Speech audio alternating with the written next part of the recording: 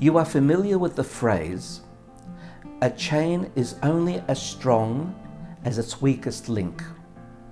But you're also familiar with another phrase, the whole is greater than the sum of its component parts. These two phrases seem to contradict each other, and yet let's analyze it. Every one of us is an individual link. We're a link in a chain that's gone back 3,500 years. And each one of us is a survivor in that context. And yet, there's been a high rate of attrition, a high rate of assimilation. We are still a small number compared to the base that we began with.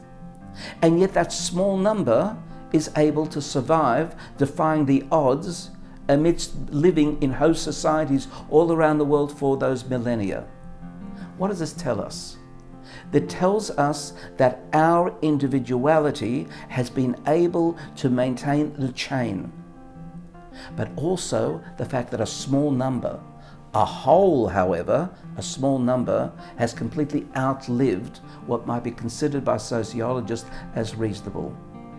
So allow yourself to believe and recognize both components. You are individually important, and you are also part of a whole that disproportionately defies the odds of history.